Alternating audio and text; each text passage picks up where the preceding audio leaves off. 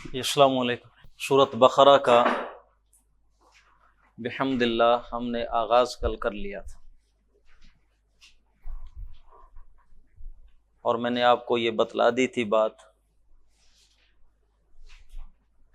سورۃ بقرہ اور آل عمران دونوں کے حوالے سے کہ یہ دونوں صورتیں اپنے مضمون کے اعتبار سے ایک جوڑے کی حیثیت رکھتی ہیں، اور سورۃ البقرہ کی انفرادی شان میں بھی کچھ فرامین ہیں اللہ کے رسول کے۔ ایک تو یہ کہ ہر شے کی ایک چوٹی ہوتی ہے، بلندی ہوتی ہے، کلائمیکس ہوتا ہے، لِكُلِّ شَيْءٍ صِنَامٌ وَصِنَامُ الْقُرْآنِ الْبَقَرَہ، قرآن کا کلائمیکس بقرہ ہے۔ ایک اور اللہ کے رسول کا فرمان ہے سورۃ بقرہ کے بارے میں، ترمذی شریف کی حدیث ہے، حضرت ابو ہریرہ راوی ہیں، آپ صلی اللہ علیہ وسلم نے فرمایا جس گھر میں سورۃ بقرہ پڑھی جاتی ہے اس گھر میں شیطان داخل نہیں ہوتا، شیطان داخل نہیں ہو سکتا۔ یہاں پر ایک اور بات بھی پھر ذہنوں میں تازہ کریں کہ جو قرآن ہمارے پاس ہے، اگر پاروں کے حساب سے دیکھیں تو کتنے پارے ہیں؟ 30 پارے ہیں، اور یہ 30 پارے کچھ نازل ہوئے مکہ مکرمہ میں، کچھ اترے مدینہ منورہ میں۔ کتنا قرآن مکہ میں اترا، کتنا مدینہ میں؟ بتائیں مجھے۔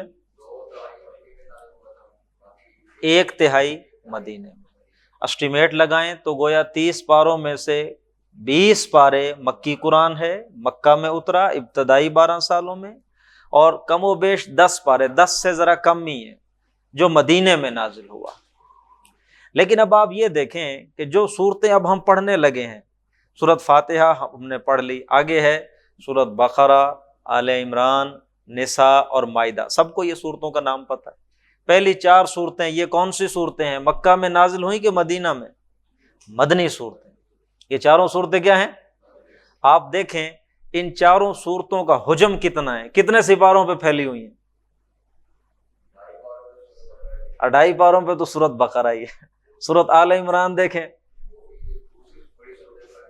پھر اس کے بعد سورۃ نساء دیکھیں، پھر اس کے بعد سورۃ مائدہ دیکھیں، 7ویں پارے کا پہلا پاؤ بھی سورۃ مائدہ میں شامل ہے۔ سورۃ انعام شروع ہوتی ہے جا کے 7ویں پارے میں۔ آپ اندازہ کریں ٹوٹل قرآن جو مدینے میں نازل ہوا، مدنی قرآن، وہ 10 پارے ہیں، اور ان میں سے 6.5 پارے، 6.25 کہاں آ گئے ہیں؟ شروع میں ہی آ گئے، شروع میں ہی 6.25 پاروں مدنی قرآن پر مشتمل۔ ہاں جی، اب جو مدنی قرآن کا باقی حصہ ہے وہ کچھ آئے گا کہیں کہیں آگے۔ اور مدنی قرآن کے حوالے سے یہ خبر، یہ باتیں پھر آگے زیادہ تمہیدی باتیں ہو جائیں گی۔ کل ہم نے ایک آیت پڑھ لی تھی۔ جی سر، جی جی جی، نہیں، ہر ٹائم پہ نہیں۔ ہاں، یہ آغاز میں بھی 2 تھے، اختتام میں بھی 2 تھے۔ آغاز میں 2 بھائی موسیٰ اور ہارون ایک ساتھ، اختتام میں 2 حضرت عیسیٰ اور حضرت یحییٰ ایک ساتھ۔ حضرت یحییٰ کو انہوں نے شہید کر دیا، حضرت عیسیٰ کو بھی کرنا چاہتے تھے شہید، لیکن اللہ نے ان کو اپنے پاس بلا لیا۔ یہ کنسیپٹ بھی میں آپ کو سمجھاؤں گا جب ہم فرق بیان کریں گے نبی اور رسول کا۔ جی جی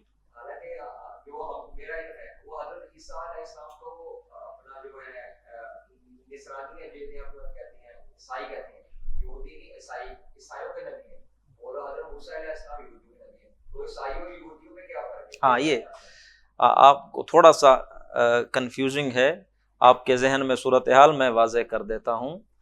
یہ امت ہے ایک ہی، بنی اسرائیل۔ بنی اسرائیل، اسرائیل کس کا لقب تھا؟ حضرت یعقوب علیہ السلام۔ حضرت یعقوب کے جو بیٹے تھے 12، انہیں کیا کہا جاتا تھا؟ بنی اسرائیل۔ حضرت یعقوب کے بیٹوں کو کیا کہتے تھے؟ بنی اسرائیل۔ ان بیٹوں میں سے ایک بیٹا تھا جس کو اللہ نے پیغمبری سے نواز دیا، وہ کون تھے؟ حضرت یوسف علیہ السلام۔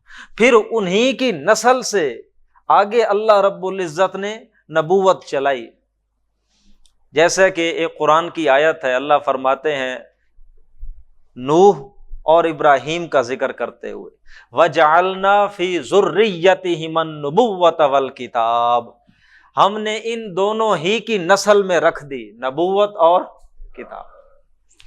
اچھا، حضرت نوح کی بارے میں تو سمجھنا آسان ہے، جب سیلاب دنیا میں آ گیا تو بچا ہی کون؟ حضرت نوح اور حضرت نوح کے وہ آل اس میں بچی۔ تو نبوت حضرت نوح کی تو انہی لوگوں میں سے ہی آگے لوگوں کو ملی جو ان کے ساتھ کشتی میں سوار تھے۔ باقی رہ گئی بات حضرت ابراہیم کی، تو حضرت ابراہیم کے بعد جتنے بھی نبی آئے ہیں وہ انہی کی نسل میں آئے ہیں، حضرت محمد صلی اللہ علیہ وسلم تک۔ لیکن یہاں فرق کر لیجئے، آخری نبی کو چھوڑ دیں، حضرت محمد کو صلی اللہ علیہ وسلم، آپ سے پہلے جتنے بھی نبی آئے ہیں حضرت ابراہیم کے بعد وہ ہیں بنی اسرائیل میں سے۔ حضرت ابراہیم کے کتنے بیٹے تھے؟ 2 بیٹے تھے۔ پہلا بیٹا اماں ہاجرہ میں سے، اس کا نام اسماعیل، دوسرے بیٹے سارہ، اماں سارہ میں سے، ان کا نام حضرت اسحاق۔ حضرت اسحاق کی اولاد میں آئے آگے حضرت یعقوب، جنہیں اسرائیل کہا گیا، ان کی اولاد کو بنی اسرائیل کہا گیا۔ تمام انبیاء انہی کی نسل میں سے ہیں، حضرت عیسیٰ بھی انہی بنی اسرائیل میں سے ہیں، اسی نسل میں سے ہیں۔ صرف آخری نبی کی دفعہ اللہ نے کیا کیا؟ نبی اٹھایا بنی اسرائیل میں سے نہیں، بنی اسماعیل میں سے۔ کہاں سے؟ اب ہوا کیا، یہودیوں نے حضرت عیسیٰ کو اللہ کا نبی مانا نہیں، کچھ لوگوں نے مان لیا، کچھ حواری تھے جو حضرت عیسیٰ کی بات پر انہوں نے لبیک کہا، انہیں رسول مانا۔ تو جنہوں نے مان لیا ان حواریوں کو کہا جانے لگا عیسائی۔ مجموعی طور پر جو بنی اسرائیل پہلے چل رہے تھے یہودی، انہوں نے مانا ہی نہیں، انہوں نے تو بلکہ انہیں نعوذ باللہ ولد الزنا قرار دیا اور اپنی کوششوں سے انہیں سولی پر بھی لٹکا ہی دیا۔ یہ تو اللہ نے بتایا، قرآن میں واضح کیا کہ نہ ہی عیسیٰ سولی پہ لٹکائے گئے، نہ ہی قتل کیے گئے، بلکہ ہم نے کیا کہ جس نے مخبری کی تھی حضرت عیسیٰ کے حواریوں میں سے، جو مخبری کر کے لایا تھا پولیس، اللہ نے اس مخبری کرنے والے کی شکل کیسی بنا دی؟ حضرت عیسیٰ جیسی۔ انہوں نے پکڑ کے اسی کو سولے پہ لٹکا دیا۔ حضرت عیسیٰ کو اللہ نے آسمانوں پہ اٹھا لیا۔ بات واضح ہو گئی جی؟ چل ٹھیک۔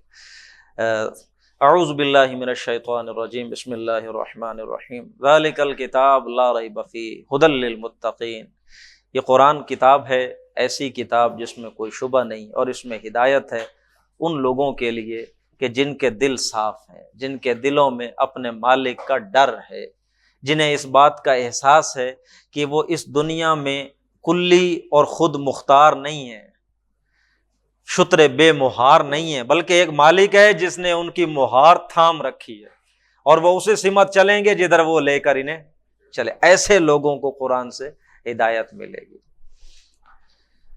الذین یؤمنون بالغیب، اب آگے اللہ رب العزت صفات بیان کر رہا ہے ان لوگوں کی۔ یہ کون لوگ ہیں؟ الذین یؤمنون بالغیب، وہ لوگ کہ جو ایمان لاتے ہیں غیب پر۔ غیب کسے کہتے ہیں؟ ان دیکھا، ان سین، ایسی چیزیں جو نظروں سے اوجھل ہوں۔ ان ریئل نہیں کہیں گے، ان سین ہیں، ریئل تو ہیں۔ فرشتے یہاں پر آپ کے بیٹھے ہیں، ان سین ہیں، لیکن یہ نہ آپ ان ریئل نہیں کہیں، وہ ہیں۔ جنت اور دوزخ آنکھوں کے سامنے ان سین ہیں، لیکن وہ ریئل ہیں۔ بلکہ مجھے کنفیوشس کا جملہ یاد آ رہا ہے، جو چینی حکیم بہت بڑا ہو گزرا ہے، فلاسفر چائنا کے اندر، اور عین ممکن ہے وہ وہاں کا نبی بھی ہو، اللہ نے بھیجا ہو، اس کی تعلیمات بہت اخلاق پر مبنی ہیں، کنفیوشس کی جو اس کی طرف کی جاتی ہے منسوب۔ اس میں اس کا ایک جملہ ہے، there is nothing more real than what cannot be seen. There is nothing more certain than what cannot be heard. آپ کو سمجھے؟ There is nothing more real than what cannot be seen, and there is nothing more certain than what cannot be heard. وہ واقعات، وہ حقائق جو آنکھوں سے دیکھے نہیں جا سکتے، کانوں سے سنے نہیں جا سکتے، ان سے زیادہ یقینی حقائق اور کوئی نہیں۔ یہ بریڈلے کی کتاب ہے، انگلستان کے بہت بڑے فلاسفر تھے، اپیئرنس ورسز ریئلٹی، پڑھے آپ کو پتہ چلے کہ ایک ہے جو نظر آ رہا ہے، کچھ چیزیں ہیں جو آنکھوں سے اوجھل ہیں۔ اب آج کی دنیا میں ہوا کیا، نیوٹونین سائنس کے بعد جو چیزیں شروع ہوئی، میٹر اس کائنات کی حقیقت ٹھہرا، مادہ اس کائنات کی اصل ہے جان۔ اور مادہ کیا ہوتا ہے؟ ہر وہ شے جو جگہ گھیرتی ہے، جس کا ایک حجم ہوتا ہے، آپ اسے میٹر کہتے ہیں۔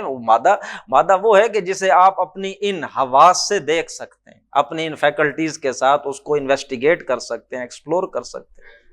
ٹینجیبل ہے۔ جو چیز ٹینجیبل نہیں ہے، آپ کے ان حواس سے باہر ہے، سائنس اس سے بحث نہیں کرتی، سائنس کا وہ سکوپ ہی نہیں ہے، سائنس کا وہ دائرہ کار ہی نہیں ہے۔ اسی لیے جو سائنس پڑھتا ہے، یہ دنیاوی علوم حاصل کرتا ہے، اس کا ذہن سائنٹیفک ہو جاتا ہے۔ وہ تو آبزرو کرے گا، ایک چیز نظر آئے گی تو میں دیکھوں گا، ایک چیز نظر نہیں آ رہی میں اس کے بارے میں کیا بات کروں۔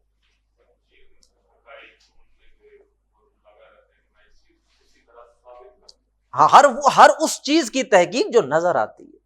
آپ کبھی سائنسدان کو روح پر تحقیق کرتا نہیں دیکھیں گے، خدا کے بارے میں تحقیق کرتا نہیں دیکھیں گے۔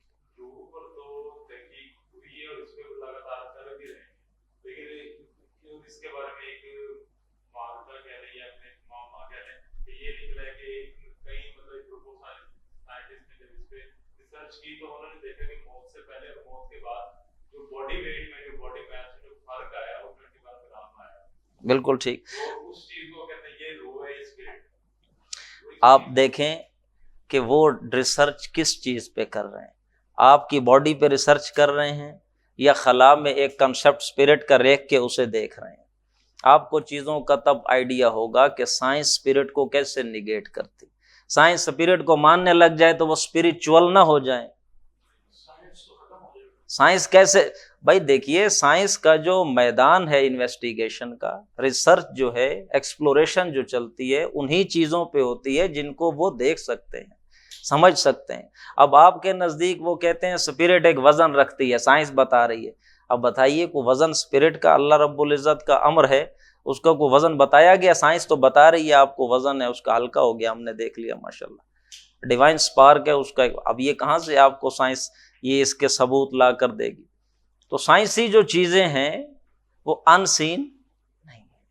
اور جو بندہ سائنٹیفک مائنڈ سیٹ رکھتا ہو اور مادے کے خواص پر یقین رکھتا ہو، آپ دیکھیں نا، میں اگر اب ظاہر وقت کم ہوتا ہے ہمارے پاس، سائنسدان ہر اس بات پہ یقین رکھتے ہیں کہ جتنا بھی میٹر اس دنیا میں ہے اس کی پراپرٹیز ہیں، اور وہ پراپرٹیز اس مادے کی ذاتی ہیں، آپ اس سے جدا نہیں کر سکتے۔ یہی تو اصل معاملہ تھا جو سر سید کے ساتھ ہوا۔ انہوں نے مذہب کو ریشنلائز کرنے کی کوشش کی سائنس کے ساتھ، تاکہ انگریزوں کو لگے کہ ہمارا مذہب جو ہے وہ بالکل اپ ٹو ڈیٹ ہے، سائنس کے ساتھ چلتا ہے۔ پراپرٹی ہے واٹر کی، واٹر کیپس اٹس سرفیس، ایسا نہیں، ہاں وہ تو اپنی سطح ہموار رکھے گا۔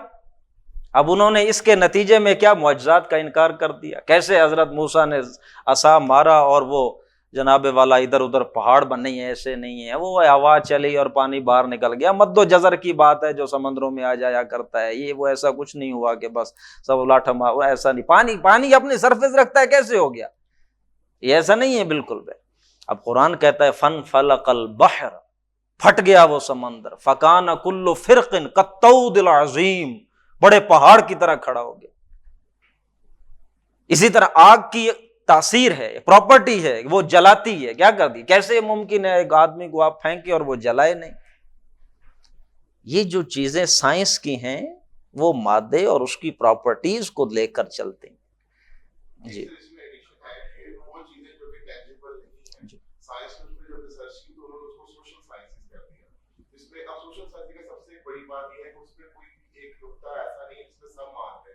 کوئی کچھ کہتا ہے، کوئی کچھ کہتا ہے، کچھ کہتا ہے، جس طرح ڈفرنٹ ریلیجنس ہیں، تو اس طرح میں تھیراپسٹ ہوں تو ہماری جتنی بھی تھیریز ہیں اس پہ کوئی ایک بندہ اس چیز کو مانتا ہے، ایک پہ نہیں مانتا۔ تو جس طرح بیسک سائنسز میں سب ایک ہی نقطے پہ جمع ہو جاتے ہیں، اس طرح کی جو باقی تحقیق ہے اس پہ ایک نقطے پہ جمع نہیں ہوتے۔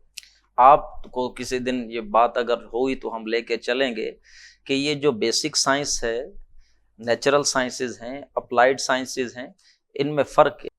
جی کسی دن اس پہ تفصیلی بات کریں گے ہم، اس کو آگے لے کر بات سر واضح ہو گئی، کوئی ڈاؤٹ تو نہیں یہاں تک؟ الذین یؤمنون، یہ قرآن ہدایت ان کو دے گا جو کس پہ یقین رکھتے ہیں؟ ان سین پہ۔ جو سائنس پہ یقین رکھتے ہیں ان کو اس سے گائیڈنس ملنے والی نہیں ہے، ان سین پہ بلیو کرنا پڑے گا۔ قرآن نے شروع میں ہی کہہ دیا ہے وَيُقِيمُونَ الصَّلَاةَ، اور وہ نماز قائم کرتے ہیں، وَمِمَّا رَزَقْنَاهُمْ يُنْفِقُونَ، اور جو کچھ ہم نے انہیں رزق میں سے دیا ہے وہ خرچ کرتے ہیں، وَالَّذِينَ يُؤْمِنُونَ بِمَا أُنزِلَ، اور وہ ایمان رکھتے ہیں اس پر جو نازل کیا گیا ہے آپ کی طرف محمد صلی اللہ علیہ وسلم پر، وَمَا أُنزِلَ مِن قَبْلِكَ، اور اس پر بھی ایمان رکھتے ہیں جو آپ سے پہلے نازل کیا گیا تھا، وَبِالْآخِرَةِ، بلکہ یہاں یہ بات میں واضح کر دوں، ہمارے ہاں یہ تصور بھی پایا جاتا ہے کہ جو پہلے نازل ہوئی کتابیں تورات اور انجیل وہ ایسے میں ان کی کوئی ضرورت نہیں ہے، چلیں یہاں تک تو شاید بات ٹھیک ہو، ان کی کوئی ضرورت نہیں ہے، لیکن یہ سمجھنا کہ ان کا کوئی فائدہ نہیں ہے یہ بات صحیح نہیں، ان کو پڑھنے میں کوئی مذائقہ نہیں ہے۔ جو ہوگا وہ صرف یہ ہے کہ ہم ان کی کسی بھی بات کو قرآن کے خلاف دلیل نہیں بنائیں گے، قرآن پر حجت نہیں بنے گی کوئی، کیونکہ ہم جانتے ہیں ان کتابوں میں تحریف ہو چکی، رد و بدل ہو چکا، وہ کتابیں اللہ ہی کی طرف سے تھی، ہمارا ان پہ ایمان ہے، قرآن آنے کے بعد ان سب کی وہ ساری تعلیمات اب قرآن پہ حجت نہیں بنے گی، قرآن کی بات ہوگی اتھینٹک۔ باقی آپ ان کو پڑھیں تو کتنے ہی حقائق ہیں جو آپ کو وہاں سے بھی مل سکتے ہیں۔ سب سے بڑی امپورٹنٹ چیز یہ جو انبیاء کا کرونالوجیکل آرڈر ہے، ایک زمانی ترتیب، کس زمانے میں کون سا نبی پھر کون سا نبی، یہ قرآن میں بالکل بھی نہیں ہے، یہ آپ کو کہاں سے ملتی ہے؟ تورات سے ملتی ہے، وہاں ڈسکشن ہے ڈیٹیل میں، یہاں تو ان کے پڑھنے میں کوئی ایسا مذائقہ نہیں ہے، اور عین ممکن ہے کوئی مفید چیزیں آپ کو وہاں سے نکل آئیں جو قرآن سے ٹکراتی نہ ہو، جو قرآن کی تعلیمات سے متصادم نہ ہو، جو قرآن سے متصادم ہوگی وہ تو اٹھا کے باہر پھینک دیں، ہمارا ان سے غرض ہی کوئی۔ وَبِالْآخِرَةِ هُمْ يُوقِنُونَ، اور یہ لوگ آخرت پر یقین رکھتے ہیں۔ یہاں ایک فرق اور نوٹ کیجئے کہ پیچھے ہر جگہ ایمان کا لفظ آیا، کس کا؟ لیکن آخرت کا جب ذکر ہوا تو کیا لفظ اللہ نے استعمال کیا؟ یقین کا۔ آخرت پر وہ یقین رکھتے ہیں، اور سچی بات یہی ہے کہ انسان کے عمل کو اگر کوئی شے تبدیل کر سکتی ہے تو وہ صرف جواب دہی کا احساس ہے، میں یہ کر رہا ہوں، مجھے کل اس کا کیا کرنا ہے؟ جواب۔ آخرت پر ایمان ہے جو انسان کے کردار کو سب سے زیادہ یہ اگر ایمان نہیں ہے تو پھر آپ کا توحید پر ایمان بھی ایک ڈوگما بن جائے گا، بس ایک عقیدہ ہو جائے گا جو آپ کے کردار پہ اثر انداز نہیں ہوتا، ایک مسئلہ علم کلام بن کے رہ جائے گا، جیسے اقبال نے کہا آج کیا ہے فقط ایک مسئلہ علم کلام، زندہ قوت تھی زمانے میں یہ توحید کبھی، اور آج کیا ہے فقط ایک مسئلہ علم کلام۔ اور اگر عقیدہ آخرت کا نہیں ہے، ایمان آخرت پہ نہیں ہے، تو پھر ایمان بالرسالت بھی آپ کا یہی کچھ بن کے رہ جائے گا، وہ چھڑوا لے گا، وہ چھڑوا لے گا، اور کچھ نعتی اور شعر کہہ لیں اور کچھ جناب اعلیٰ ان کے مدح کر لیں، اور بس آخرت کا تو ہے نہیں، میں نے جواب دینے اپنے کیے کا یہ تو ذہن میں ہی نہیں رہا، تو پھر اب جو ایمان بالرسالت تھا وہ بھی اب دوسری چیزوں کی بدعتوں کی طرف چلا جائے گا کہ آپ یہ منا لیں، وہ عید میلاد النبی منا لیں، فلاں کر لیں، وہ کام کر لیں۔ یہ کس وجہ سے ہے؟ آپ کو اپنی جواب دہی کا احساس نہیں ہے، تو اس لیے اللہ فرما رہے ہیں وَبِالْآخِرَةِ هُمْ يُوقِنُونَ، آخرت پہ وہ یقین رکھتے، أُولَٰئِكَ عَلَىٰ هُدًى مِّن رَّبِّهِمْ، یہ لوگ ہیں جو ہدایت پر ہیں اپنے رب کی طرف سے، وَأُولَٰئِكَ هُمُ الْمُفْلِحُونَ، اور یہی کامیاب لوگ ہیں۔ یہ کن لوگوں کا نقشہ اللہ نے کھینچا؟ ان لوگوں کا جنہوں نے محمد الرسول اللہ صلی اللہ علیہ وسلم کی دعوت پر لبیک کہا، مان لیا۔ اللہ نے کہا یہ دیکھو تمہارے سامنے یہ وہ لوگ ہیں جو غیب پہ ایمان رکھتے ہیں، نماز قائم کرتے ہیں، ہمارے دیے ہوئے رزق میں خرچ کرتے ہیں، آخرت پہ یقین رکھتے ہیں، قرآن پہ بھی ایمان رکھتے ہیں، یہی لوگ کا۔ تعویل خاص میں دیکھیں گے تو یہ کون لوگ ہیں؟ حضرت ابوبکر صدیق، حضرت عمر بن خطاب، حضرت عثمان، حضرت علی رضی اللہ تعالی عنہ، یہ لوگ ہیں۔ اور اگر تعویل عام میں آئیں گے آج کل کے دور میں تو اللہ فرما رہا ہے کہ جس نے ہدایت پہ خود کو لے کر آنا ہے تو اس کو اپنے اندر یہ اوصاف پیدا کرنے ہوں گے جو پیچھے اللہ نے گنوا دیے۔ اب اس کے حوالے سے کوئی کوشش کرنی پڑے گی ہمیں، یا یہ ہمیں تنگ کرتا رہے گا بس؟ میرے خیال سے یہ اب ماشاءاللہ یہ تو پوری فوج بن کر یہ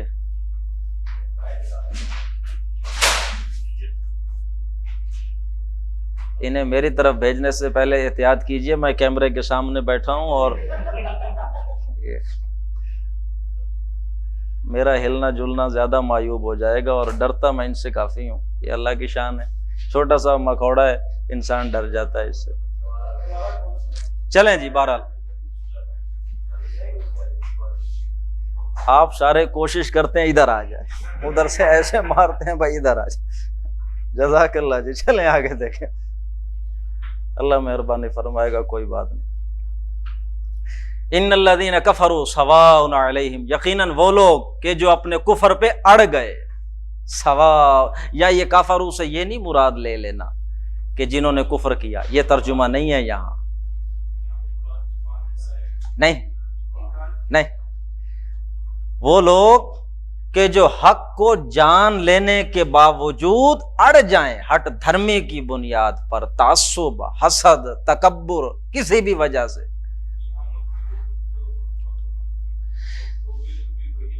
نہیں، ابھی اس طرف اس کے ساتھ اسے نہ کنفیوز، ابھی میری سن لیں بات۔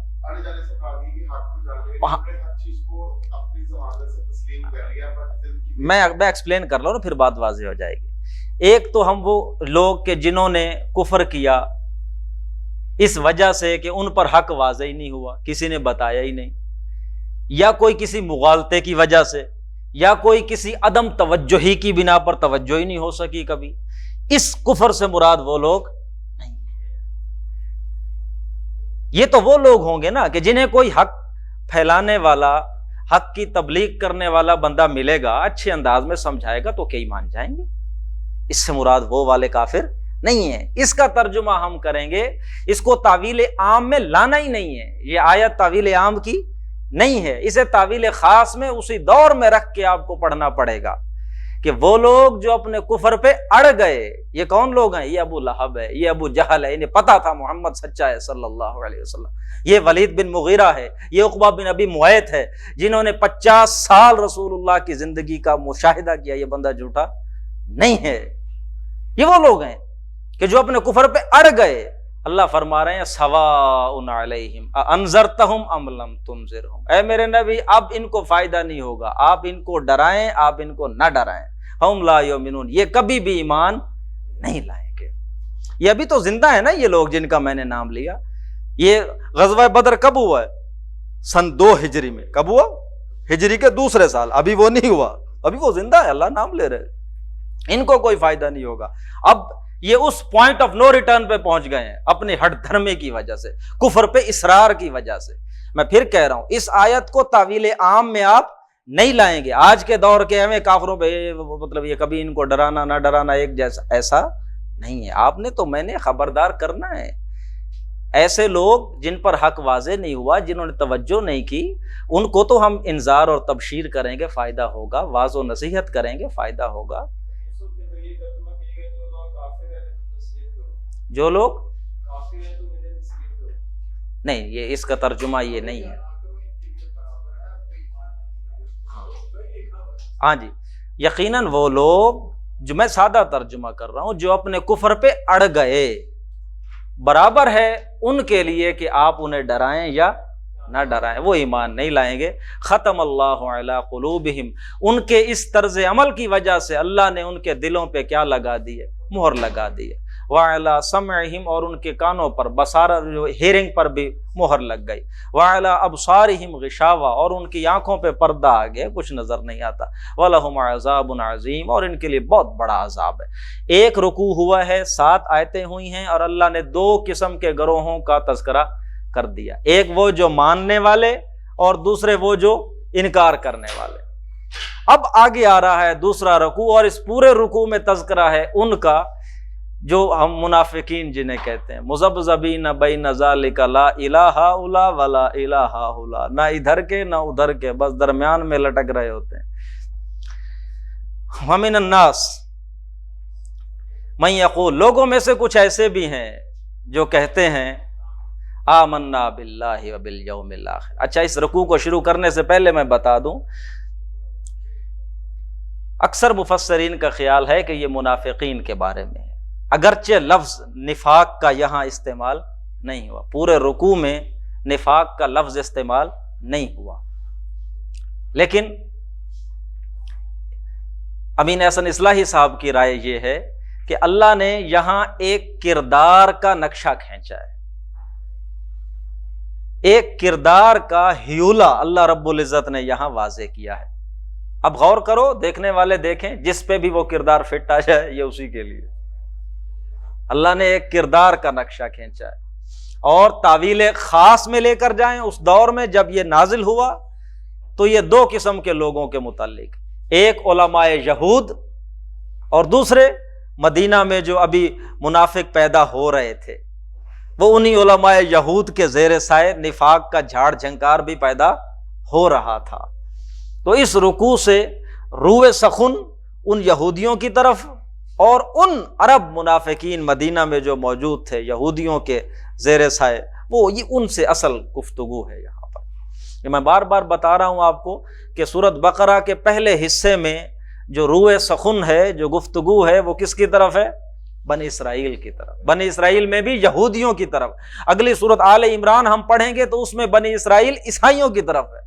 یہ اس اعتبار سے بھی یہ صورتیں جوڑا ہے، میں بتا رہا تھا نا، جوڑے میں یہ ہوگا کہ بعض اعتبارات سے وہ متشابہ ہوگی، بعض اعتبارات سے ان میں اختلاف ہوگا، اور وہ اختلاف مل کر کسی ایک مقصد کو پورا کرے گا۔ تو سورۃ بقرہ کے پہلے حصے میں یہودیوں سے خطاب۔ وَمِنَ النَّاسِ مَن يَقُولُ، لوگوں میں سے بعض ایسے ہیں جو کہتے ہیں آمنا باللہ، ہم بھی ایمان لائے اللہ پر، وبالیوم الآخر، آخرت پہ۔ یہودی محمد الرسول اللہ کو نہیں مانتے تھے، اللہ کو تو مانتے ہیں، آخرت کو بھی مانتے ہیں، کس کو نہیں مانتے؟ محمد الرسول۔ بھائی دیکھو، ایک محمد کو نہیں مانا صلی اللہ علیہ وسلم، ایک حضرت عیسیٰ کو نہیں مانا، باقی 1,24,000 وہ تو سب کو مانتے ہیں، تو ہمیں بھی مسلمان کنسیڈر کیا جانا چاہیے۔ ایسی کیا بات ہو گئی؟ ہم یقین رکھتے ہیں اللہ پر اور آخرت پر، وما ہم بمؤمنین، اللہ فرماتے ہیں نہیں، یہ ایمان رکھنے والے نہیں ہیں۔ یخادعون اللہ والذین آمنوا، وہ دھوکہ دینے کی کوشش کرتے ہیں اللہ کو اور مومنوں کو۔ یخادعون باب مفعلہ ہے، خادع یخادع، باب مفعلہ کی خاصیت ہے کہ اس میں کشاکش کا مفہوم ہوتا ہے، باہم ایک کشاکش کی اس میں معنوی اعتبار سے میننگ پیدا ہوتا ہے۔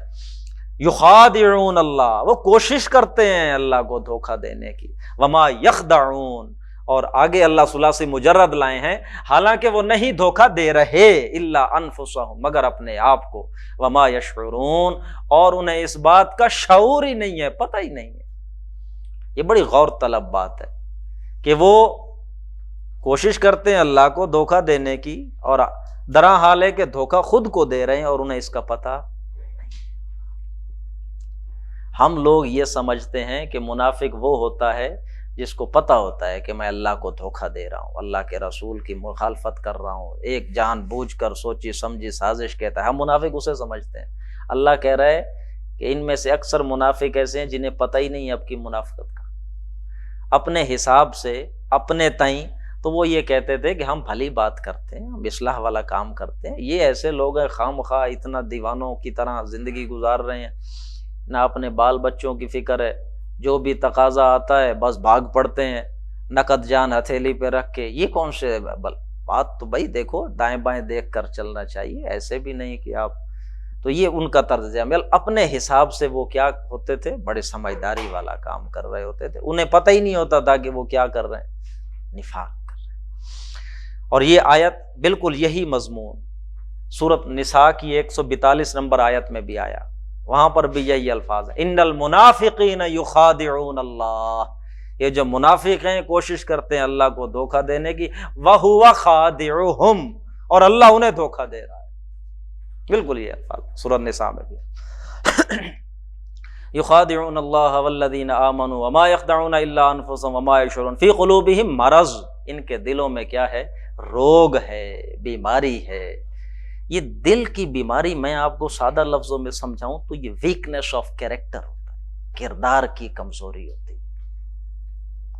کچھ لوگ تو ایسے ہوتے ہیں نا کہ جب کمٹ کر لی ایک بات تو بس ہر چے بادہ بات، جو ہو سو ہو، بس اب وہ اس پہ قائم رہتے ہیں۔ لیکن کئی ایسے ہوتے ہیں، سوچ تو لیتے ہیں ایسے کرنا ہے، لیکن پھر جب کوئی مشکل آ جائے، کوئی تقاضا آ جائے، کہیں مال لگانا پڑے، کہیں جان لگانی پڑے، وہ پھر یار ایسے بھی کیسے، پیچھے تھوڑا ہٹ جاتے ہیں۔ پھر کوئی ذرا سازگار دنیا میں کوئی نقصان نہ ہو تو پھر ساتھ چلنے لگ جاتے ہیں۔ پھر کہیں کوئی قربانی دینے کی بات آ جائے، کچھ دنیاوی اعتبار سے جسے خود سے جدا کرنا پڑے وہ تکلیف ہوتی، پھر پیچھے ہٹا، کردار کمزور ہوتا ہے۔ یہ ہے دل کی بیماری کہ آپ اپنا دنیاوی مال و متاع، جان پیاری ہے، مال پیارا ہے، لگانے کو دل نہیں کرتا بھائی، تو یہ دل کی بیماری اللہ رب العزت نے جو یہ کردار کی کمزوری ہے، اور ہم آج کل کے تقریباً مسلمان اس بیماری میں مبتلا ہے، تقریباً مسلمان۔ اللہ ہمارے حال پہ رحم فرمائے۔ فی قلوبہم مرض فزادہم اللہ مرض، اللہ نے ان کی بیماری میں ان کو اور بڑھا دیا۔ یہ اللہ کا طریقہ ہے، جو جس راہ پہ چلتا ہے اللہ وہی راہ آسان کر دیتا۔ آپ حق کے راہ پہ چلنا شروع کر دیں، اللہ آپ کے لیے حق کے راستے پہ چلنا آسان کر دے گا۔ آپ گمراہی کے راستے پہ چلنا شروع کر دیں، آپ کو اسی میں لطف آنا۔ اللہ نے قرآن میں فرمایا نولیہ ما تولی، ہم پھیر دیتے ہیں اس کو ادھر ہی جدھر وہ پھرنا چاہتا ہے، ونصلہ جہنم، لیکن پھر اینڈ پہ ہم اسے جہنم میں داخل کرتے ہیں۔ وَلَهُمْ عَذَابٌ علیم، اور ان کے لیے دردناک عذاب ہے، دردناک۔ ابھی آپ نے پیچھے پڑھا تھا، یہ جو رکوع ختم ہوا تھا کافروں کا ذکر تھا، ان کے لیے کون سے عذاب کا ذکر تھا؟ عذاب عظیم، بڑا عذاب، لیکن ان کے لیے عذاب کون سا ہے؟ علیم، المناک عذاب، دردناک عذاب۔ دو رخے بندے کی کہیں گنجائش نہیں۔ وَلَهُمْ عَذَابٌ عَلِيمٌ بِمَا كَانُوا يَكْذِبُونَ وَإِذَا قِيلَ لَهُمْ لَا تُفْسِدُوا فِي الْأَرْضِ، اور جب ان سے کہا جاتا ہے بھائی دیکھو زمین میں فساد نہ پھیلاؤ، زمین میں کرپشن نہ پیدا کرو، قَالُوا إِنَّمَا نَحْنُ مُصْلِحُونَ، تو وہ کہتے ہیں بھائی ہم تو اصلاح کرنے والے ہیں، ہم کہاں فساد کرتے ہیں۔ یہ فساد سے کیا مراد ہے؟ دیکھو جب محمد الرسول اللہ صلی اللہ علیہ وسلم کو نبی تسلیم کر لیا تو اب پیچھے کیوں رک رہے ہو؟ معروف انداز میں ان کے ہر حکم کو مان کیوں نہیں لیتے؟ جب بھی کوئی ان کی طرف سے تقاضا آتا ہے تمہارے دل پہ گراں گزرتی ہے بات، ایسا کیوں؟ جب تم اس طرح کی حرکتیں کرو گے، اس جماعت میں شامل ہونے کے باوجود ان کا کہنا نہیں مانو گے، تو جماعتی زندگی میں فساد ہوگا کہ نہیں ہوگا؟ جماعتی زندگی فساد نہ پیدا کرو، فساد نہ مچاؤ۔ تو پھر وہ آگے سے کیا کہتے ہیں؟ قالوا انما نحن مصلحون، نہیں بھائی ہم فساد کا، ہم تو اصلاح کر رہے ہیں، ہم تو بھلی بات کر رہے ہیں۔ یہ لڑنا بھائی بڑے لڑنا بھیڑنا کوئی اچھی بات ہے؟ یہ مکہ والے ہیں، آپ ان سے پیار سے بات کریں، دعوت دیں ان کو اچھے انداز میں، ان سے لڑائی مول لینے کی کیا؟ ہم بھلی بات کرتے ہیں، آپ اس سے بچتے زیادہ ہیں، یہ آپ کے بہت قریب آ گیا ہے۔ تو ان کا کہنا یہ ہے کہ انما نحن مصلحون، ہم کیا کرنے والے ہیں؟ ہم تو صلح کی بات کرتے ہیں۔ الا، آگاہ ہو جاؤ، انہم ہم المفسد، یہی فسادی ہیں، ولکن لا یشعرون، لیکن ان کو پتہ نہیں ہے، اس بات کا شعور نہیں ہے انہیں۔ ان انٹینشنلی ان کے اندر نفاق پیدا ہو رہا ہے۔ وَإِذَا قِيلَ لَهُمْ آمِنُوا، اور جب ان سے کہا جاتا ہے ایمان لاؤ، کما آمن الناس، جیسے یہ لوگ ایمان لائے ہیں، قالوا وَنُؤْمِنُ كَمَا آمَنَ السُّفَهَاءُ، تو کہتے کیا ہم یوں ایمان لائیں جیسے بیوقوف لائے ہیں؟ کون سی؟ نہیں، یہ ہو گیا۔ جب ان سے کہا جاتا ہے ایمان لاؤ جیسے لوگ لائے، تو کہتے ہیں ہم ایمان لائیں جیسے بیوقوف لوگ ایمان لائیں۔ معاذ اللہ، دیکھو اپنے بال بچے بیویاں کن کے پاس چھوڑ کر آ گئے ہیں؟ یہاں قریش، سرداران قریش کے پاس۔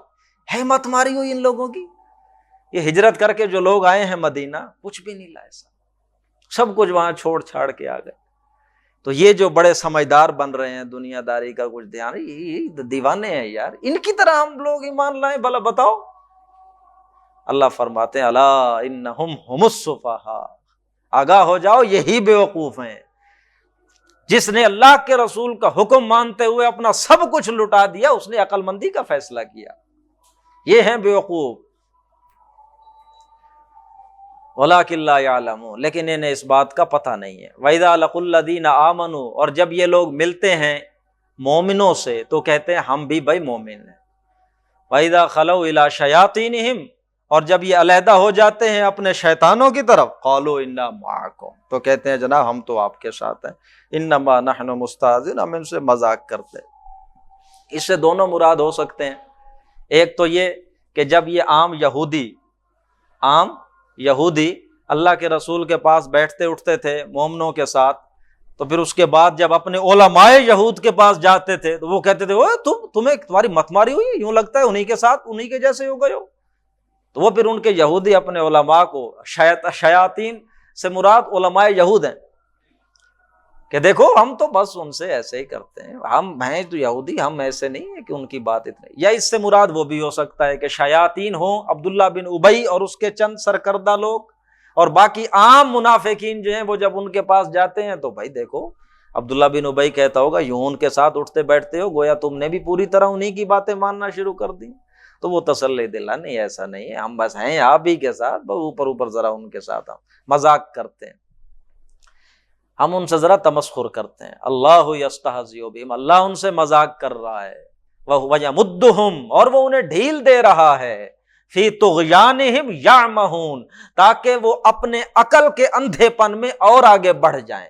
عقل کے اندھے پن میں، یہاں ایک لفظ آیا اسے نوٹ کر لیں، یعمہون، عقل کا اندھا پن میں نے جس کا ترجمہ کیا. عربی زبان کے اندر ایک لفظ آتا ہے دو مادوں کے ساتھ، عین میم اور ہا، جو یہاں پر آیا ہے، عین میم اور ہا، عمہ. اور دوسرا لفظ آتا ہے عین میم اور یا، امج.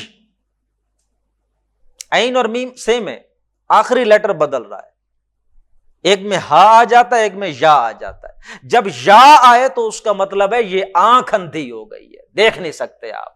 اعما کون ہوتا ہے؟ اندھا. عمین اندھوں کو کہا جاتا ہے، صم بکم عمی، ابھی پڑھیں گے آپ آگے. عقل آنکھ کا اندھا وہ اس وقت ہوگا جب اس کے مادے میں عین میم یا کا لفظ آئے گا، اور جب عین میم ہا آ جائے اس کا مطلب بھی اندھا ہے، لیکن یہ اندھا آنکھ کا نہیں ہے، عقل کا اندھا. اللہ ان کی رسی ڈھیلی چھوڑ دیتا ہے تاکہ وہ اپنے عقل کے اندھے پن میں، ان کا دل اب وہ چیزیں نہیں دیکھ سکتا، انہیں سمجھ نہیں آتی، اسی میں آگے بڑھتے جائیں. اولئک الذین اشتروا الضلالۃ بالہدی، یہ وہ لوگ ہیں جنہوں نے ہدایت دے دی ہے، گمراہی خرید لی ہے. کتنا عجیب سودا کیا. دو چیزیں تھیں ان کے پاس، کچھ لوگ تھے جنہوں نے ہدایت خرید لی اور اس کے بدلے میں ظاہر قربانیاں دینی پڑیں، مصیبتیں آزمائشیں یہ آئیں، لیکن انہوں نے ہدایت قبول کی. لیکن کچھ یہ لوگ ہیں جنہوں نے ہدایت بیچ کر گمراہی خرید لی، کچھ بظاہر تکلیف سے بچ گئے لیکن بہت گھاٹے کا سودا ہے. یہ وہ لوگ ہیں جنہوں نے ہدایت بیچ کر ہدایت کے عوض گمراہی خرید لی. فما ربحت تجارتہم، تو ان کی تجارت نے انہیں کوئی نفع نہ دیا. یہاں بھی نوٹ کر لے، یہ جو لفظ ہے ربحہ، یہ بھی دو مادوں کے ساتھ آتا ہے، ایک ہے را با اور ہا جو یہاں آیا ہے ربحہ، اور ایک ہے را با اور واو. دونوں کا مطلب یہ ہے نفع، دونوں کا مطلب کیا ہے؟ نفع. رابحہ اور رابا واو، اس میں بھی رابحہ جائز نفع ہے اور ربا یہ ناجائز نفع ہے. ربا سود کو کہتے ہیں، اور رابحہ وہ تجارت میں جو نفع ہو جاتا ہے. آپ کو ان لبادوں کا بھی غور، آگے آئے گا ربا کی تفصیل سے بحث ہم پڑھیں گے. سود کو ربا کہا جاتا ہے، اس کا مادہ را با اور واو، اس کا مادہ را با اور ہا. فما ربحت تجارتہم، تو ان کی تجارت نے انہیں کوئی فائدہ نہ دیا. وما کانوا مہتدین، اور نہ ہی وہ ہدایت یافتہ ہوئے. یہ اذان آئی ہے 8:50 پہ تو جماعت ہے، ٹائم چینج ہو گیا. اچھا ٹھیک ہو گیا، میرے ذہن میں نہیں رہا. فما ربحت تجارتہم وما کانوا مہتدین. اچھا یہ اب دو مثالیں آ رہی ہیں آگے.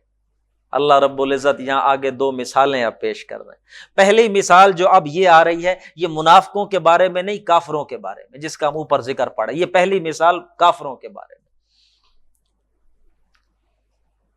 اللہ جو مثال دے رہے ہیں اس کو پہلے سمجھ لیں. شب اندھیری ہے، رات اندھیری ہے. بڑا پیارا شعر ہے. اندھیری شب ہے جدا اپنے قافلے سے ہے تو، تیرے لیے ہے میرا شعلہ نوا قندیل.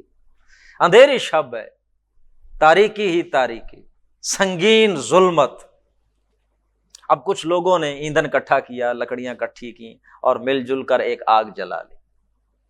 اب جب آگ جل گئی تو ماحول روشن ہو گیا کہ نہیں؟ روشنی ہو گئی، اب اندھیرا ختم. جب اندھیرا روشنی آ گئی تو اب ہوا کیا، اللہ نے کچھ لوگوں کی یہ جو دیکھنے والی بصارت ہے اللہ نے وہی چھین لی۔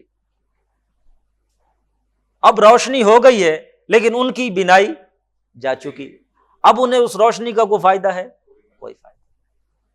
یہ مثال اللہ نے دی ہے کافروں کی۔ دیکھو اندھیرا تھا، ظلمت تھی، گمراہی تھی، ہر طرف ہر کوئی گمراہ تھا، گمراہی میں بھٹک رہا تھا، پھر آئے محمد الرسول اللہ صلی اللہ علیہ وسلم، انہوں نے آ کے نور سے اجالا کر دیا، روشنی کر دی۔ لیکن ایسی روشنی میں کچھ لوگ تھے جنہوں نے اس سے فائدہ نہیں اٹھایا بلکہ ان کا انکار کیا، ان کی تکذیب کی، ان کو جھٹلایا۔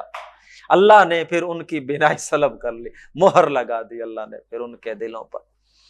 اب بتائیے ان کو اس اب خارج میں ہدایت موجود ہے، روشنی خارج میں موجود ہے، لیکن انہیں اس کا کوئی فائدہ نہیں۔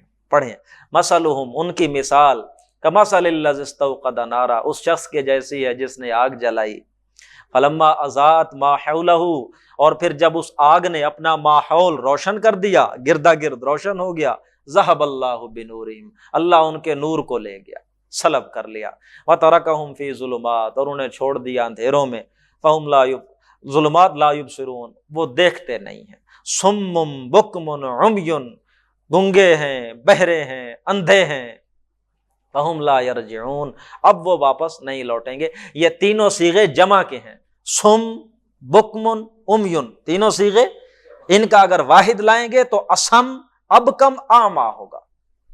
ان تینوں کا واحد کیا ہوگا؟ اصم، ابکم اور اعمیٰ۔ قرآن مجید میں دوسری آیت میں لفظ آیا ہے اعمیٰ، قال رب لما حشرتنی اعمیٰ وقد کنت بصیرا۔ قیامت کے دن اللہ اسے اندھا اٹھائے گا تو وہ کہے گا اللہ تو نے مجھے اندھا کیوں اٹھایا، میں دنیا میں تو دیکھتا تھا۔ تو اعمیٰ واحد کے لیے، اصم واحد کے لیے، ابکم واحد کے لیے۔ اب آگے آ جائیں دوسری مثال، او کصی، منافقین کی مثال، او کصیب من السماء، یا جیسا کہ مثال بارش کی آسمان سے برس رہی ہے، او کصیب من السماء، یا گویا کہ جیسے بارش ہو کہ وہ برس رہی ہے آسمان سے، فیہ ظلمات، اس میں اندھیرے ہیں۔ جب یہ سیاہ تاریک بادل آ جاتے ہیں نا تو برکھا برستی ہے تو وہ اندھیرا سا چھا جاتا ہے، ایسی بارش ہو رہی ہے کہ اس میں اندھیرے ہیں، ورعد، اور گرج ہے، تھنڈر سٹورم، وبرق، اور بجلی بھی چمک رہی ہے بہت زیادہ، یجعلون اصابعہم فی آذانہم، اور ان لوگوں نے انگلیاں اپنے کانوں میں ٹھوسی ہوئی ہیں، من الصواعق حذر الموت، اس کڑکے کے ڈر سے کہیں اس کی جان ہی نہ چلی جائے، موت کے خوف سے، اس کڑکے سے، اس گرج سے بچنے کے لیے کانوں میں کیا ٹھوس رکھی ہیں؟ انگلیاں۔ واللہ محیط بالکافرین، بھلا بچ سکتے ہیں؟ اللہ نے احاطہ کیا ہوا ہے کافروں کا، اللہ تو گھیرے میں لیے ہوئے ہے کافروں کو۔ یکاد، ابھی چل رہی ہے مثال چل رہی ہے، یکاد البرق، قریب ہے کہ وہ بجلی ان کی بینائی سلب کر لے، ان کی آنکھوں کو اچک لے، ان کا یہ جو نور بصارت ہے وہ لے جائے، یخطف ابصارہم کلما اضاء لهم مشوا فیہ۔ اب بجلی تو ہے نا، اب اگر قریب ہے بجلی ان کی آنکھیں اچک لے، لیکن اس نے آنکھیں اچکی ابھی نہیں ہیں۔ جب کبھی بھی بجلی چمکتی ہے اس تاریکی کے اندر تو روشنی ہو جاتی ہے کہ نہیں؟ ذرا روشنی ہو گئی، جب کبھی بھی ذرا روشنی ہو جاتی ہے، مشوا فیہ، پھر وہ اس میں چل پڑتے ہیں صاحب۔ یہ ان منافقوں کا معاملہ یہ ہے کہ جب کبھی بھی کوئی صورتحال فیوریبل ہو، تھوڑا بہت ایسا لگے ان کو کہ کوئی اب ہم بھی ساتھ چل سکتے ہیں، کچھ دینا نہیں پڑ رہا، کہیں کوئی جان کا خطرہ نہیں ہے، کوئی مال کہیں لگانے کا، پھر خوب ساتھ چلتے ہیں۔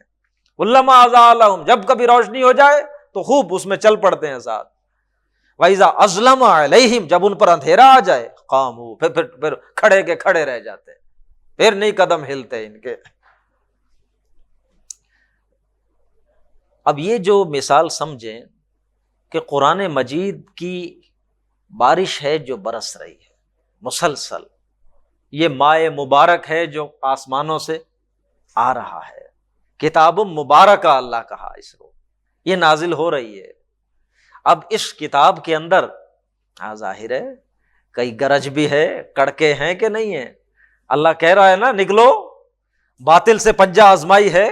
ہوتا کیا ہے، جب کبھی قرآن کی آیتیں ایسی اتریں کہ جن میں ان سے کوئی تقاضا نہ ہو تو پھر خوب مانتے ہیں، ساتھ بیٹھتے ہیں، ڈسکس کرتے ہیں، بڑا اچھا ہے ماشاءاللہ۔ لیکن جب کبھی بھی ان سے یہ اللہ کے رسول کی طرف سے کوئی تقاضا آ جائے، کوئی حکم آ جائے باہر نکلنے کا، جنگ کے لیے، مٹ بھیڑ کا، کفر کے ساتھ، تو نہیں، پھر یہ وہیں کھڑے کے کھڑے رہ جاتے ہیں۔ وَلَوْ شَاءَ اللَّهُ لَذَهَبَ بِسَمْعِهِمْ وَأَبْصَارِهِمْ، اللہ چاہتا تو ان کی سماعت اور ان کی بصارت ہی ختم کر دیتا۔ ان اللہ علی کل شیء قدیر، یقیناً اللہ ہر چیز پر قادر ہے۔ یہ دو رکوع تھے شخصیتوں کے کردار کو سمجھنے کے لیے۔ جب کبھی بھی دعوت حق بلند ہوگی اور وہ انقلابی ہوگی تو یہ تین قسم کے لوگ لازماً پیدا ہو جائیں گے، ایک ماننے والا گروہ، ایک انکار کرنے والا، اور تیسرا نہ ادھر کے رہے نہ ادھر کے رہے، نہ خدا ہی ملا نہ وصال